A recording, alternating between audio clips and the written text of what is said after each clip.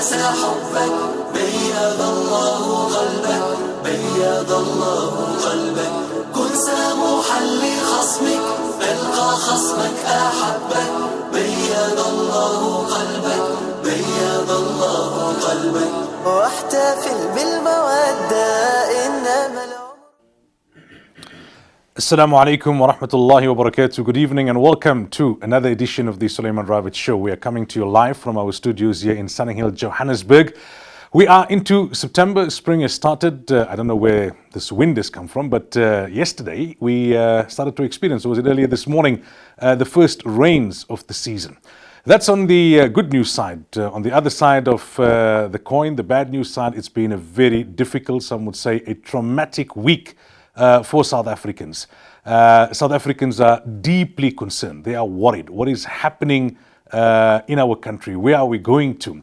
We've had incidents of this nature in the past. These are not new issues. These are ongoing issues, but they flared up in a way that has really got people concerned, worried. And the greatest point of discussion is where to from here?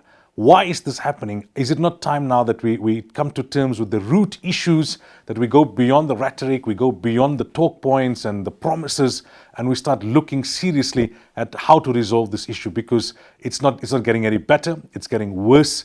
Despite policies, despite talk, despite promises, despite all of the concerns that have been highlighted over a number of years. And if you looked at the headlines in the last few days, cry the beloved country, Gauteng burns.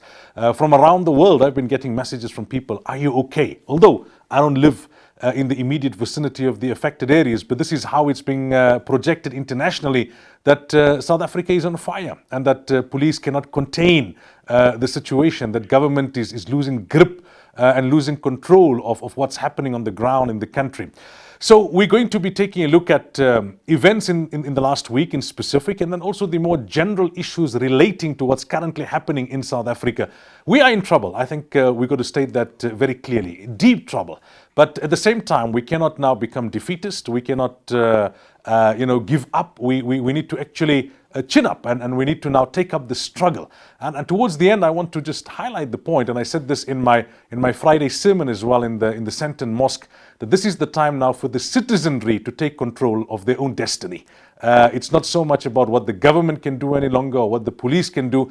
It's about you and I, all of us, across the racial barriers, across the barriers of whether we are formally citizens of South Africa or we are so-called foreign nationals, to say, this is our country, we've had enough, we're taking action, we're taking control back into the hands of the people. Power to the people is something that we need to now bring into reality. I have two guests in studio this evening. The first guest will be with us for the first segment, and that is Chaudhry Dishat Ahmed. He's the president of the Pakistan South African Association, the Joburg unit. Chaudhry, assalamu alaikum wa rahmatullahi wa barakatuh. Welcome. Wa alaikum assalam wa rahmatullahi wa barakatuh. Thank you very much for having me here tonight. And my second guest is a well-known face to many of the viewers, well-known voice as well, and that is award-winning multi-platform journalist Nicholas Bauer. Thank you so much for your time this evening. Welcome. Assalamu alaikum. Thank you. Chaudhry Saab, if I can start with you. Broadly speaking, what was going through your mind when you heard and perhaps even witnessed what happened in recent days here in South Africa? Regarding this issue, we have to look at in past. Look, this thing started in 2006, and it was like in township areas, and it started building up since that time. And if you look at it now, the situation is not gone, least is gone worse. And what happened, there was the different time, they have the different issues. They started with the poor municipality service. Over that they started, and then I don't understand the government and in between the community what is going on, because since that time they never overcome on this problem. And we all know in 2008 was the very worst year. They had the very big problem that time, and I don't think so the government had any strategy over this matter. Now recently what happened, what we have seen, It used to be in the township and like more invisible areas. But now we have seen it came into the towns where the centers of the cities in CBD area, which is very worrying. What's it like on ground level? So-called foreign nationals, and these days also it's a debate what term to use, but for the purposes of this discussion, foreign nationals, people who are not formally citizens of South Africa, how are you treated? How do you feel in the townships or in the city centers?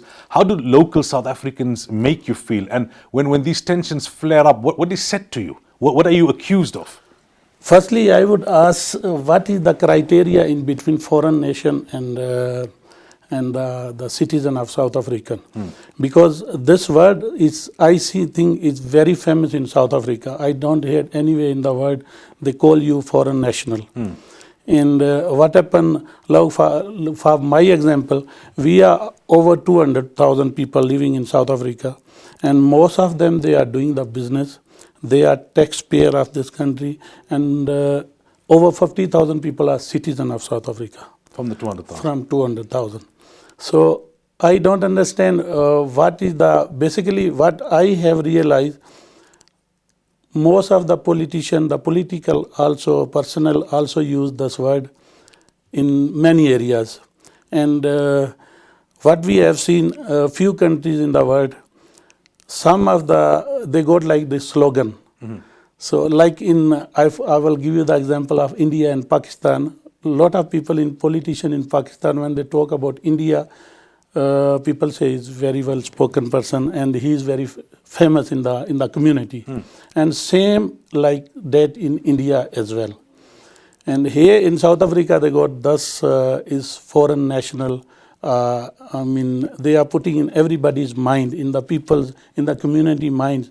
So I don't understand why the government the political personnel, why they want to bring these kind of issues when they don't overcome on their own negligence, and they never seen, look at last 9 years, the corruption in the country and lack of job. They need to create the job instead of telling the people, now the foreign national are taking your jobs, which is not right and which is not true.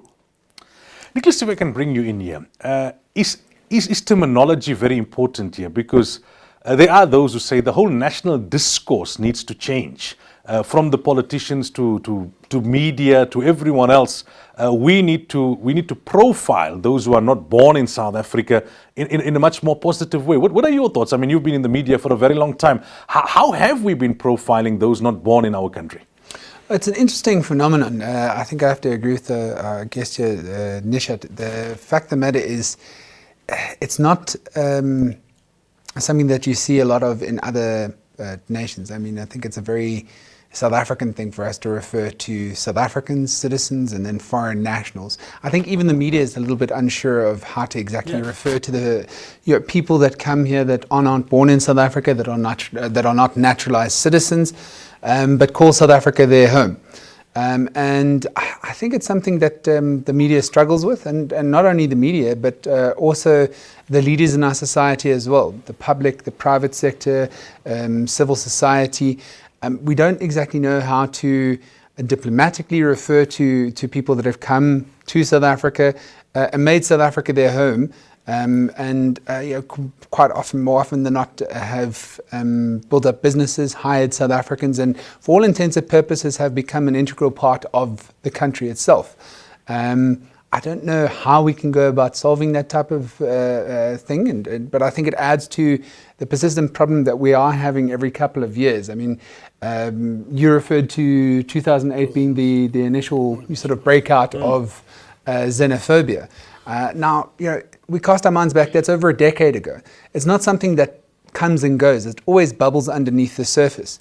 And I think what we saw in Johannesburg this week, spilling out into other areas in Gauteng as well, wasn't just strictly xenophobia. I think xenophobia was the match that started this fire, but it very, very quickly spread into just general criminality and anarchy.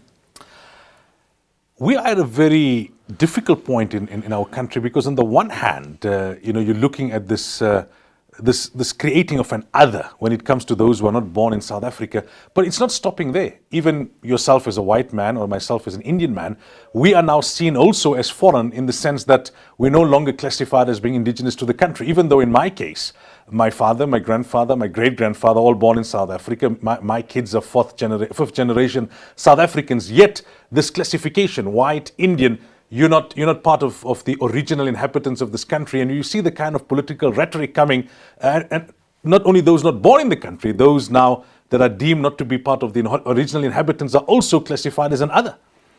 Well, I'm not too sure what the motives are behind this, but the explanation that a lot of academics have given, that have written extensively on the socioeconomic situation that South Africa finds itself in, is that this othering is leading to a scapegoating. In other words, governments running out of ways to explain the problems that South Africa is facing.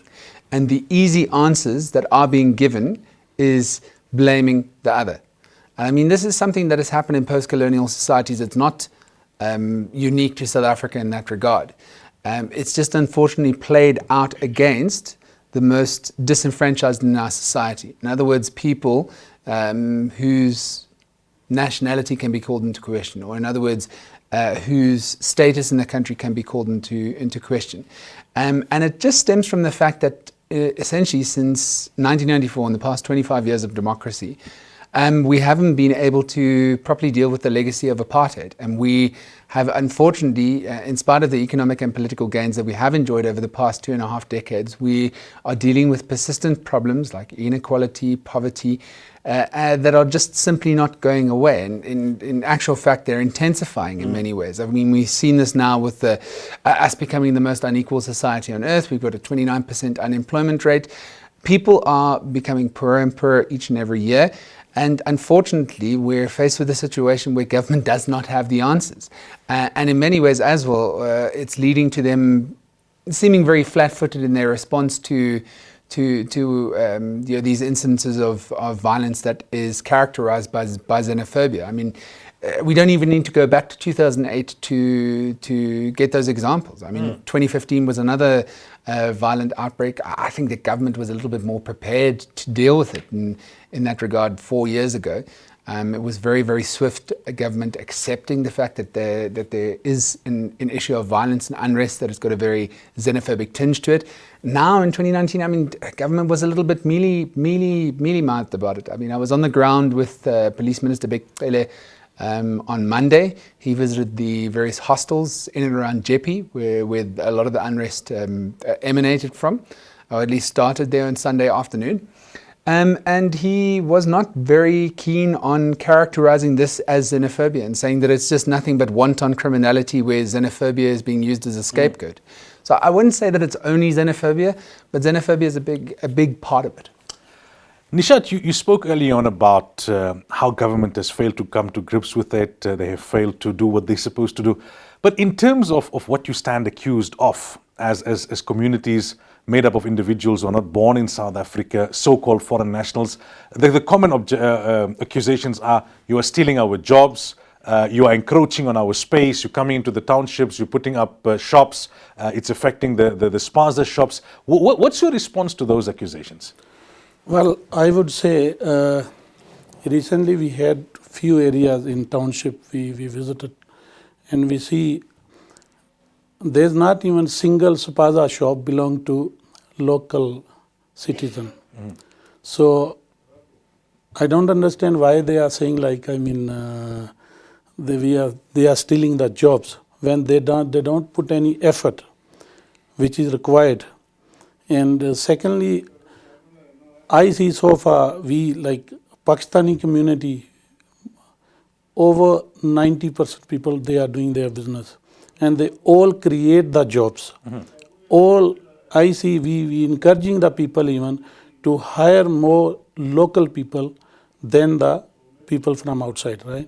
So I don't understand why they're saying they are stealing the jobs. But what I have realized, I'll give one example. Like yesterday, one guy got shot in in Laratong side. And I was personally there when we reached there, and I saw there was few people who were standing outside, and two ladies were walking, and they told them, what you people are doing here? Like, okay, if I know you, then I tell you something, but when I don't know you about you, and you don't know in which situation I am, and you come and tell me what you people are doing here, why you are crying here, rather go back to your country. So see the mindset of the people. But then when we went inside the hostel, in the hospital, I see there's 5 doctors, they are from Nigeria. And I personally know 7 doctors, they are working there from Pakistan. So now how do you expect and how you say those kind of words when you see what is going on and what they are doing?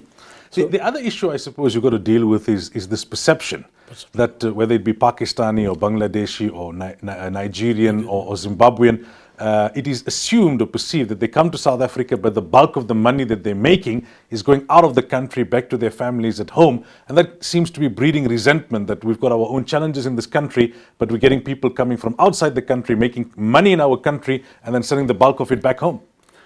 Well, but I see a lot of investors in this country, and I see they are investing a lot of money in the country. There's no like they are taking bulk of the money. Okay, I agree with you on those circumstances, but not 100%. Lot of people they tend to spend and they tend to create the jobs and spend in this country. But only problem when you look at this sort of problems every year. It's not like once a year, once in a 5-6 years it happen, and the people are scared, which is true, and it's reality. And like everybody talk about that as well, because it started, it's 12-13 years already, and the government hasn't come over on these kind of problems. What's the mood like on the ground? Are communities that are made up of people not born in South Africa, so-called foreign nationals, are you running scared, or is there some sort of a fight back campaign that is starting to develop? I heard the other day that from the Somali communities and the Ethiopian communities, they were articulating that we've had enough. We're not going to rely on government, on the police. We're going to fight to save our property and to save our lives. Is there a similar kind of sentiment developing in your community? Is not such kind of thing, but what happened, as you know, our religious say you can fight for your to protect your life. Protect your life. So when it's come to the protection, then you know you can do something. Earlier on, Nishad, I just want to get some clarity from you on this before we let you go. That you mentioned that in other parts of the world, you don't hear this kind of terminology like foreigners or foreign national, and there isn't this kind of a treatment. Can you paint a picture for us? Pakistanis living in Europe or living in the West or living in Australia, how are they treated? Look, in recent incident, there are a lot of people, they call us even. They call me personally, they ask me, what is going on? We've never seen in any way in the world like that. And why is is everything out of control? And we haven't, but we did ask them, we talk over that. I asked them, I said, did you ever seen where are you living, ever seen like these kind of problems? They said, no. There's no such thing like, okay, the people they're protesting for their right, they're protesting over many things, but they don't damage your property, they don't damage your belongings, they don't damage on the common areas, which is different from the other world. There isn't violence in violence. Are the Pakistanis thinking of actually leaving because of what's happening? Well, a lot of them, they left already. A lot of them, they... Finally then, Nishad, what's your message to those watching the program in light of what has happened recently and also over this last, since 2006? Look, the things are getting worse. And if the government don't help on these kind of matters, then there's no hope the country will grow furthermore, which is reality. And so far we don't see anything, we don't see any hope in the government, which is what has happened. I've spoken to many people, many high-rank police officers, lot of people, but the answer I get from them is look like everything is out of their hand, and maybe the government is not giving them the line where they're going to have the work there. They have to work. And so far, they are very disappointed. Lot of investors are here. And when you want to see your people, it's in a healthy mood and healthy way, you have to have the investor in the country. Once there is no investor, how are you going to create the job and how you are going to get the jobs? All right. Chaudhry Nishat Ahmed, President of the Pakistan-South Africa Association. Thank you so much for your time this evening and for coming onto the program. Thank you very much. Assalamu alaikum. Wa alaikum assalam wa rahmatullah. We'll take our first commercial break. When we come back, we continue the discussion with Nicholas Bauer. جميل المساعي وامنح الناس حبا جميل المساعي وامنح الناس حبا. Welcome back. So you've seen the caption, you've seen the headlines, Cry the Beloved Country, Gauteng burns. It's been a very traumatic week for many South Africans. I mean, I live in Lenasia, and I know a couple of days ago, somebody somewhere heard something, they panicked, a WhatsApp message started to do the rounds, the looters are on their way, and the whole CBD, within minutes, there was a shutdown. There were traffic jams coming out of shopping centers, and everyone was in a state of panic until the police came in and said, okay, look, we've heard nothing and we've got everything under control. And even then, people were still on edge. They were still very worried. They were still very anxious. It's no way to live. Even though we've become to some extent desensitized to crime over the last 2 decades in South Africa, but notwithstanding that, it's still been a shock to our system. When we saw the images and we heard what was happening, it was just plain out. In some instances, it didn't make sense. Earlier this week on the radio, I was interviewing a man who's got a business in Japistan, and he was saying they just came and pulled the cars from my car stand onto the street, and they burnt it. So no, they didn't steal the car, to make money out of it. It was just rage. It was just absolute mayhem and chaos. Now, Nicholas, in the first segment, we spoke extensively about xenophobia. And I just want to, ask you one or two more things about that before we move on. Is it purely about the inequality? Is it a case of there isn't enough jobs to go around? There isn't enough in terms of resources, and therefore whoever has engineered it or the rhetoric or whatever, but foreign nationals have now become a target. Is it primarily about that, or are there other issues? I think it's got to do with the fact that foreign nationals, so-called foreign nationals, are soft targets. Always when this type of unrest occurs, it's always initially Bangladeshi shop owners that are operating in the community that will be targeted, not specifically Bangladeshi, but I'm just using that as an example. Yeah. It's just the soft targets in our society that are easily accessible for people. For people that have gone on the rampages we saw in the past couple of days, starting on Sunday. I mean, I live in the inner city of Johannesburg, and there was an unease already on Sunday afternoon. And the thing is, when these sort of flashpoints in unrest occur, it just takes one incident for a small group to turn into a very, very large group. And then, unfortunately, you have to refer to things like mob mentality and the like. It will take one person to do something extreme, and then very, very quickly soon after, a crowd can be cajoled into doing something even more extreme. And I think due to our high levels of inequality in our society, you need to be reminded about the fact that people don't necessarily have anything else better to do, to be quite honest. If we look at situations in other societies, if you even look at the incidents of the Arab Spring that occurred several years ago, if you look at those societies, there was a higher level of unemployment among the youth and among males from early 20s to early 40s. And when you're sitting around with nothing better to do, there's a saying, and the idle hands are the devil's work at the end of the day. Are we as South African citizens also to blame? If you look at the situation with the truckers in KZN, the accusation there is that South African businesses run by South African citizens are choosing only to employ so-called foreign nationals because they come at a cheaper rate, thereby fueling these tensions. That's definitely an aspect. I mean, you speak to some economists and they say that it's not big enterprises. Small to medium enterprises may well find themselves looking to hire foreigners because what you normally find when it comes to immigrants, migrants to another country, especially economic migrants, they will not only work maybe for lesser than a local will, but you also find the fact that they're willing to go that extra mile to prove that they are worthy for the position that you've given. You know, there's various studies that illustrate this as well. And also got to do with the fact there's such a rigidity in our labour market that once you hire someone, it's very, very difficult if they prove to be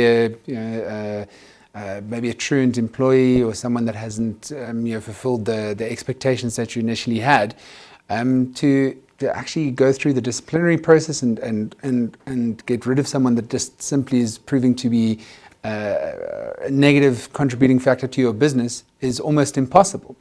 So what you have is rigidity in the labour laws that we have in South Africa, not being the overlying factor to the fact that people are hiring foreign nationals, but it certainly is leading to that, and also that negative perception that foreign nationals are coming in, undercutting South Africans, and leading to those jobs that many South Africans believe to should have been their own, being given to someone that's not from South Africa.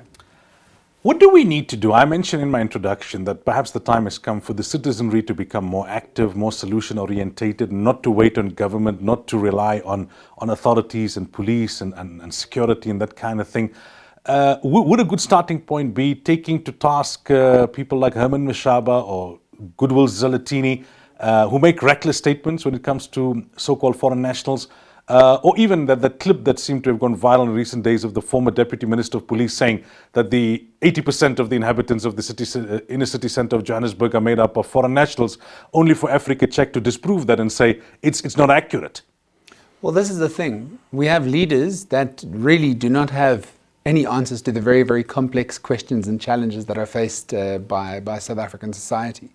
And then they shoot off their mouths and make all these wild allegations and make all these wild statements, and then they don't think that this is going to lead to some sort of reaction from the general populace.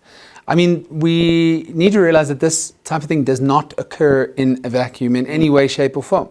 A couple of weeks ago, we had that video emerging online of inner city traders going toe-to-toe with the members of the South African Police Service and also the Johannesburg Metropolitan Police Department. I'm not in any way supporting the actions of those inner city traders and throwing rocks at the police and chasing them away. But there's an aspect to that as well that wasn't properly reported on, I feel. Allegations of inner city traders that it was corrupt cops that take their bribes on the Thursday and then come and shut down their shop on the Friday.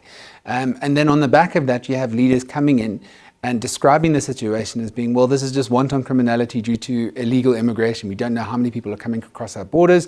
We don't know exactly how many illegal immigrants are in the city of Johannesburg or even the country for that matter. And when they make these statements, the fact of the matter is that there are no hard figures for the amount of immigrants that are in South Africa. The 2011 census pegged that at 2.2 million. There's been other discredited reports saying that it's more like 5 million out of the 56 million South Africans that there are. So it is attempted by the politicians to be capitalized on in such a way that they win the trust of voters, that they win the trust of their electorate, and it results in a very, very mixed message that is quickly transformed into violent behavior because of the flashpoints in our society. What do you make of Malema's argument where he's saying to the aggrieved South Africans that don't take out your anger at the foreign nationals, focus it on what Malema would call white monopoly capital. The scarcity of resources is not the fault of those people who are coming from across the border from Zimbabwe or Malawi. It's the fault of these big corporates who control too great a percentage of the economy. They are the ones that are responsible for the shortage in resources. Target your attention on them. Look, I think that there is an aspect that needs to be answered from big business and from monopolies in the South African economy. But I think that there was an extremely opportunistic and populist statement in itself from Julius Malema of the Economic Freedom Fighters. I'm paraphrasing here, but I listened to part of that press conference, and when he said, how can you have people killing each other on the street and the rand strengthening? It means that white monopoly capital are happy with the status quo and are happy with the blacks fighting amongst themselves. I mean, that is just, it's economic nonsense, really. The South African economy really and truly does not operate in a vacuum, and it is more or less, more often than not, at the mercy of international headwinds. And you look at the various factors that have contributed to a strengthening in the rand this week, it's not necessarily got to do with anything local. So at the end of the day, I think it's another example of a politician that is saying things that he thinks his supporters want to hear, not knowing where the reaction to those statements are going to take them. Yeah. All right, time for another break. When we come back, we continue talking about the events of this week with award-winning journalist Nicholas Bauer.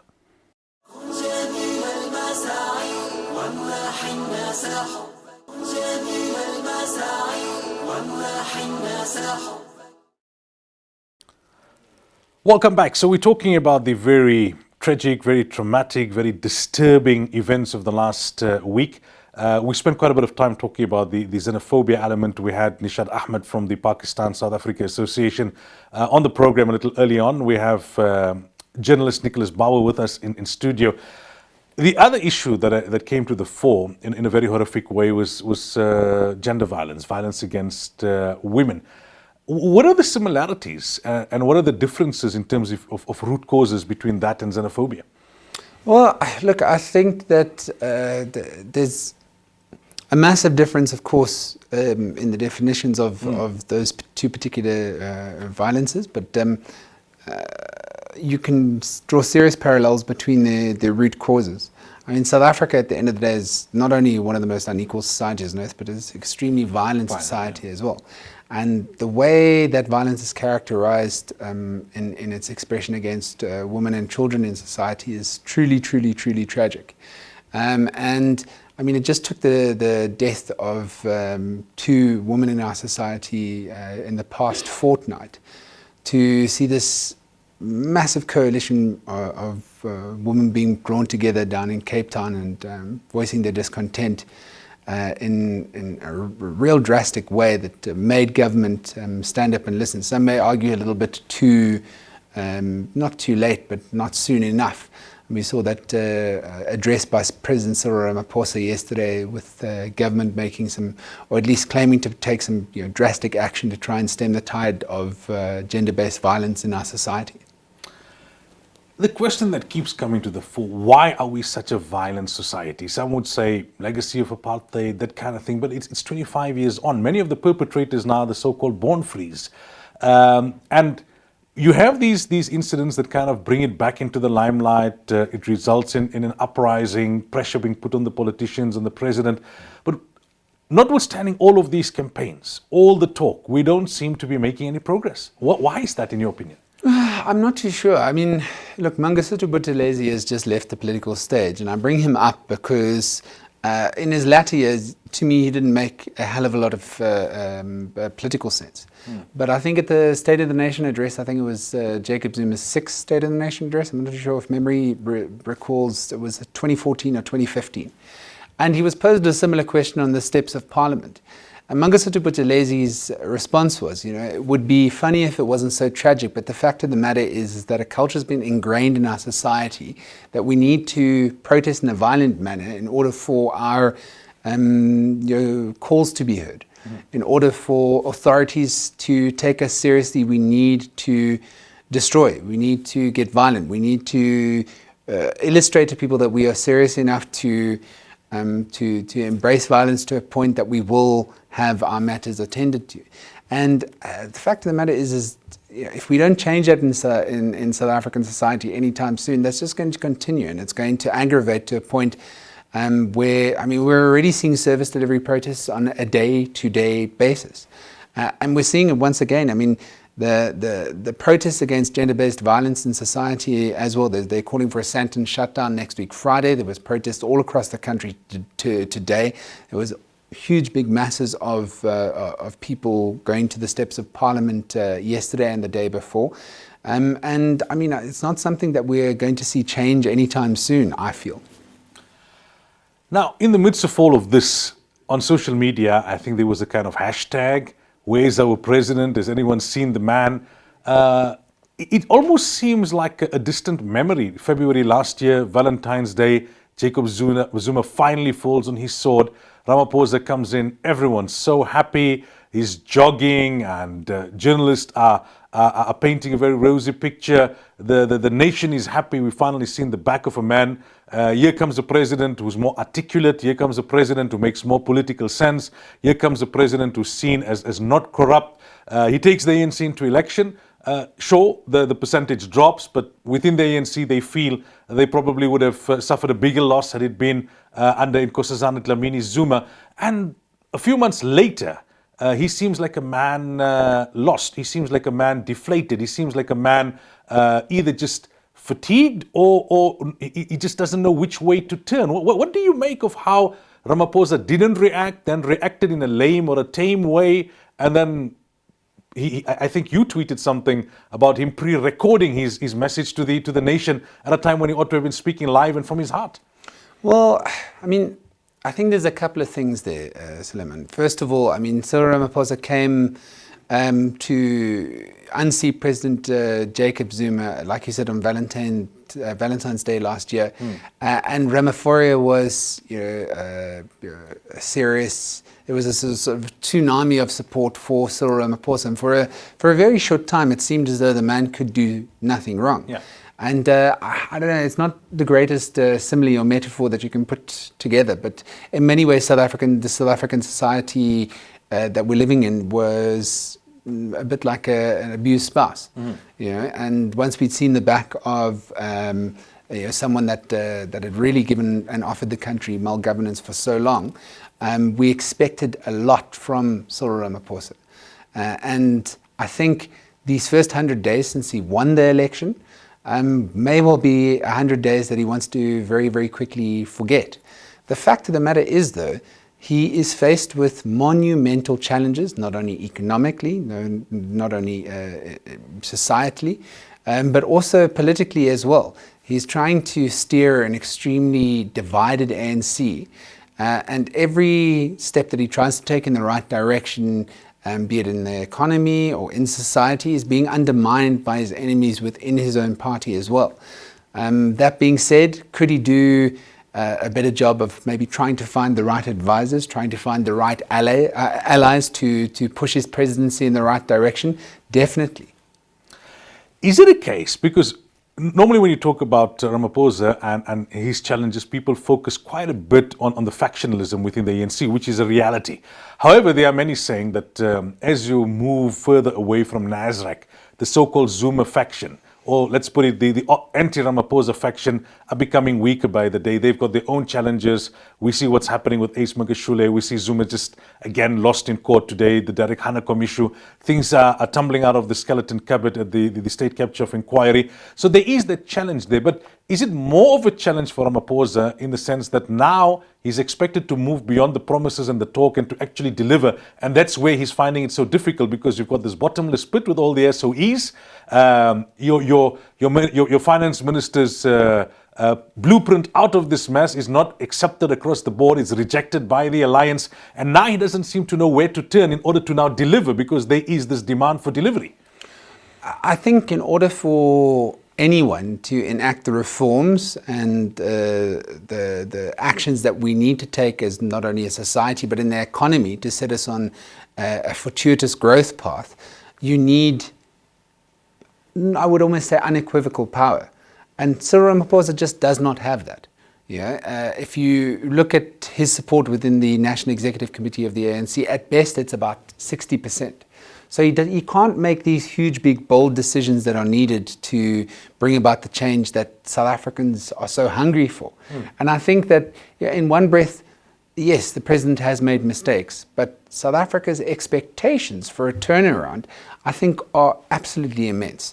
And they aren't going to happen if you look at the situation realistically. Can Cyril Ramaphosa do better? Yes, he certainly can. But if you look around at the calls that are being made in society for the president to resign, for him to be recalled by the ANC and all that type of thing, I mean, I think that it's just being a little bit foolhardy and unrealistic at this stage. Yeah, because what are the options? Exactly, that's my point. I mean, if you look at it at this particular point in time, Cyril Ramaphosa is the only political game in town, really. You have an ANC that remains extremely divided. You've got an economy that's kind of in limbo. We've maybe seen the beginnings of a turnaround, but we haven't seen anything looking like the types of economic growth figures, for instance, that is going to significantly tackle poverty, unemployment, inequality as well. And until we do that, I mean, we're going to be stuck in this malaise. But in order for us to be taking steps in the right direction and maybe seeing Cyril Ramaphosa making good on a bit of his promises, there's going to be some serious tough medicine that we're going to have to take as South Africans. You spoke a little bit earlier about South Africans needing to be the masters of our own destiny.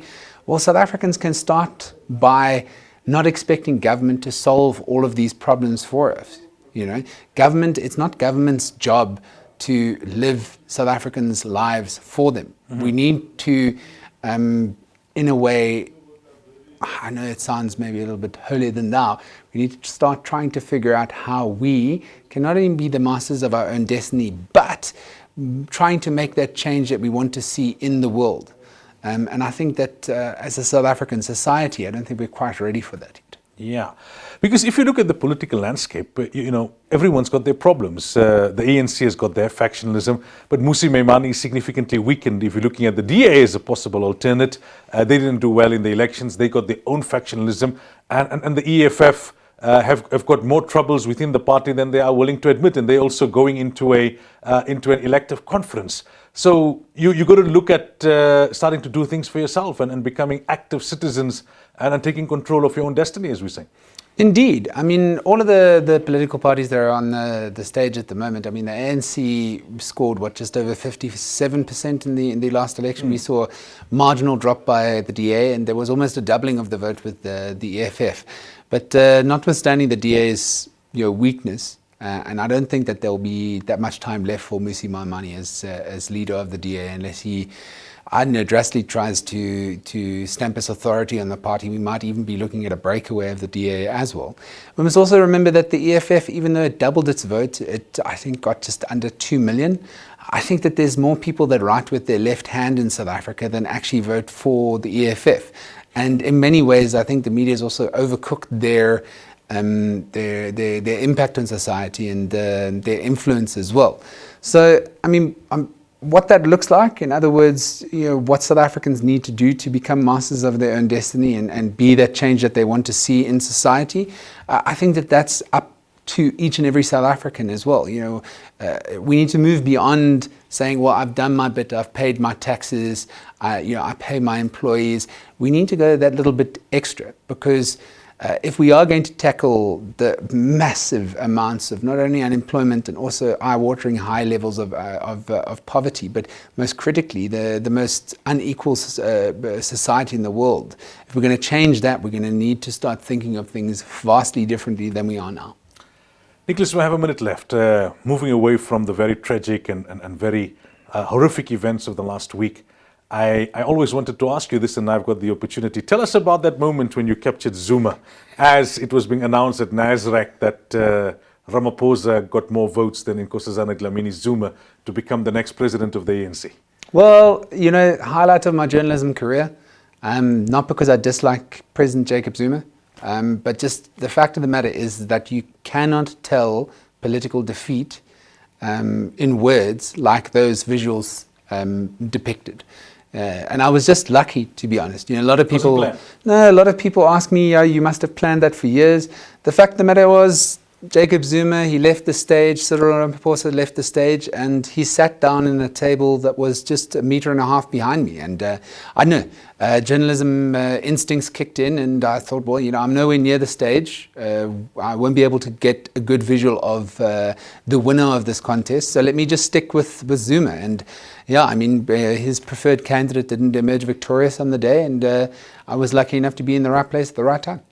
And the response has been overwhelming to that clip, right? Of course. I mean, it remains on my Twitter feed. I think it's had like 10,000 retweets. I was lucky enough to be the only journalist that actually captured the moment when Ramaphosa won, in terms of Zuma's reaction. And yeah, I mean, it's been a clip that's been shared all around the world. Media houses have carried it as well. And I was just not only lucky enough, but honored enough to be involved. Nicholas, thank you so much for your time this evening and for the very insightful discussion. We really appreciate it. Thank you. And to our viewers, until next week, keep that smile. I know it's difficult, but be positive, and let's do what we can. Let's try our utmost for the sake of this country. Assalamu alaikum wa rahmatullahi wa barakatuh, and good evening. جميل المساعي وامنح الناس حبك بيض الله قلبك بيض الله قلبك جميل المساعي وامنح الناس حبك بيض الله قلبك بيض الله قلبك كن سموحا لخصمك ألقى خصمك أحب